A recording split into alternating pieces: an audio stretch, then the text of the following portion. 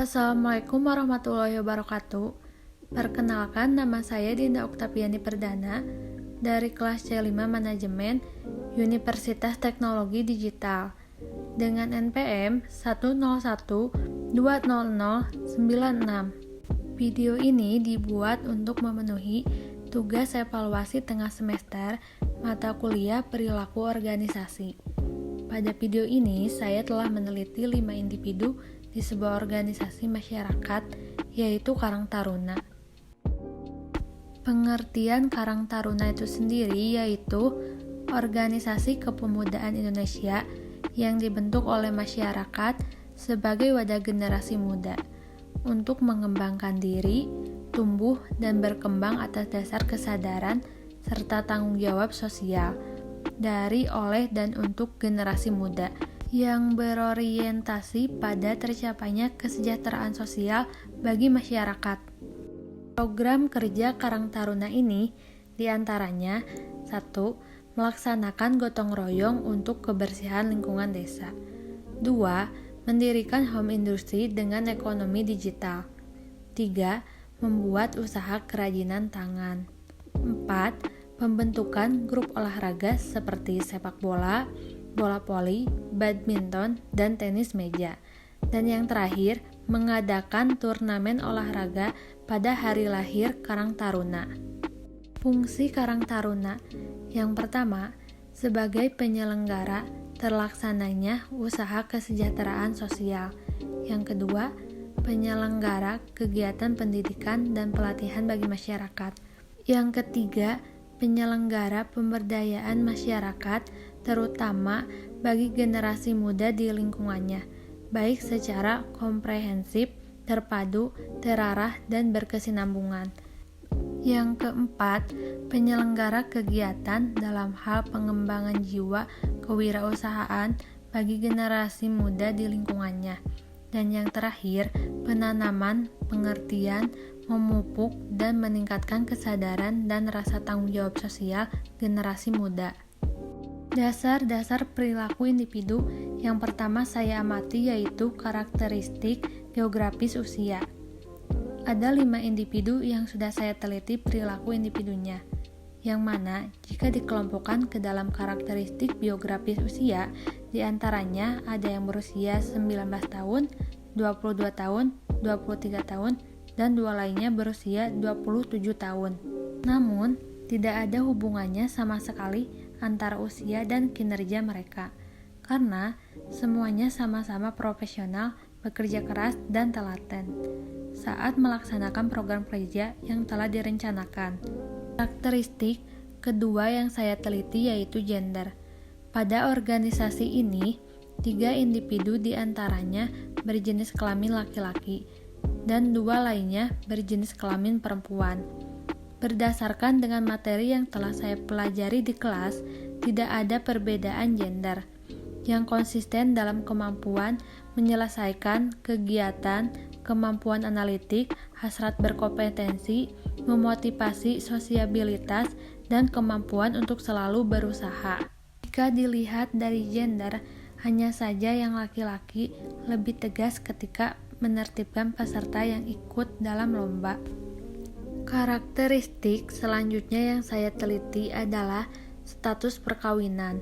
Dari 5 individu yang telah saya teliti, ada 2 individu yang telah menikah, yang mana yang satu merupakan ketua organisasi dan yang satu lagi merupakan pelaksana acara dari organisasi ini.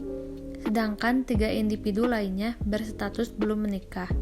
Berdasarkan dengan materi yang telah saya pelajari di kelas, belum ada pernyataan yang dapat menarik kesimpulan bahwa status perkawinan dapat berpengaruh terhadap produktivitas pekerjaan.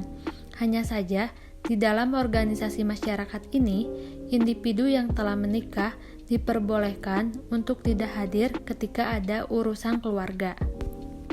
Pengelompokan karakteristik yang terakhir yang saya teliti yaitu masa kerja berkorelasi positif terhadap kepuasan kerja.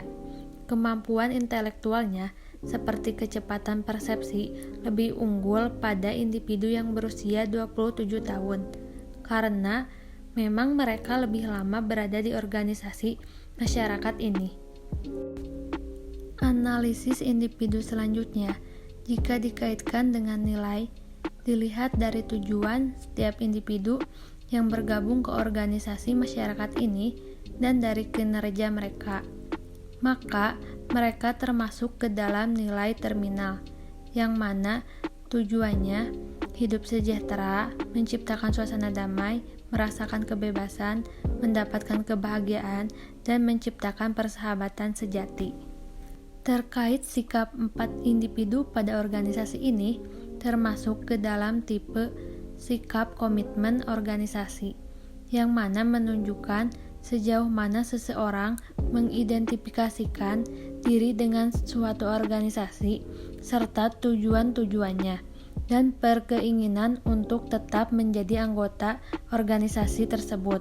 Sedangkan satu individu termasuk ke dalam tipe sikap keterlibatan kerja, yaitu menunjukkan sejauh mana seseorang mengidentifikasikan diri dengan pekerjaannya, berpartisipasi aktif di dalamnya, dan memandang bahwa kinerjanya penting bagi harga dirinya untuk mengukur kepuasan kerja. Saya menggunakan teknik single global rating, yang mana setiap individu harus menjawab sebuah pertanyaan, yaitu dalam mempertimbangkan sebuah aspek seberapa puaskah Anda terhadap pekerjaan Anda. Dan ternyata 5 individu yang saya teliti semuanya sama menjawab puas, namun dengan memberikan rating yang berbeda. Seperti 2 perempuan individu ini menjawab puas dengan memberikan rating 9 dari 10. Satu laki-laki lainnya memberikan rating 8,5 dari 10, dan 2 individu laki-laki lainnya memberikan rating 7,5 dari 10 terhadap kepuasan kerjanya. Dapat disimpulkan dalam penelitian nilai dan sikap mereka, yaitu yang pertama, nilai sangat mempengaruhi sikap seseorang. Yang kedua, kinerja dan kepuasan seseorang cenderung lebih tinggi jika nilai-nilainya cocok dengan organisasi. Dan yang ketiga, manajer harus memperhatikan sikap para karyawan, karena sikap memberikan sinyal tentang masalah potensial, dan karena sikap mempengaruhi perilaku seseorang. Selanjutnya, saya meneliti kepribadian dan emosi. 3 individu laki-laki ini bertipe interaksi sosial ekstrovert, sedangkan 2 individu perempuan yang lainnya tipe interaksi sosialnya yaitu introvert, yang mana dapat dibuktikan salah satunya dengan 2 individu ini lebih memilih menjadi divisi sekretaris daripada acara, yang mana divisi acara terlibat langsung dengan peserta saat kegiatan berlangsung. Namun, 5 individu ini jika dikelompokkan dalam The Big Five model, semuanya termasuk ke dalam emotional stability atau emosional yang stabil, karena cenderung calm and secure. Itu hal positifnya. Namun adapun hal negatifnya, yaitu mereka mudah insecure, atribut kepribadian utama yang mempengaruhi perilaku organisasi. Kabar baiknya, 5 individu yang saya teliti ini termasuk ke dalam kepribadian tipe B, yaitu tidak pernah menderita karena waktu dan ketidaksabaran, merasa tidak perlu menunjukkan atau membicarakan keberhasilan atau persepsi mereka, kecuali situasi mengharuskan mereka melakukannya. Seperti individu laki-laki yang posisinya sebagai ketua. Pada saat acara kolaborasi organisasi masyarakat ini, mengharuskan moderator membacakan riwayat pendidikan dan prestasinya.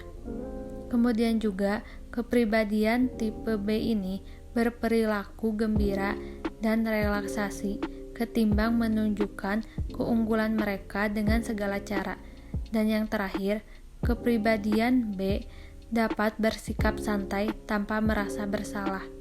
5 individu yang saya teliti serentak pernah mengalami file slow motion atau emosi yang bersumber dari orang lain, yang mana pada saat kegiatan lomba Peserta yang usianya sudah memasuki remaja atau 17 tahun ke atas, mereka cenderung sulit diatur dan tidak semangat ketika berlomba, sehingga memancing emosi terhadap panitia dan peserta lainnya.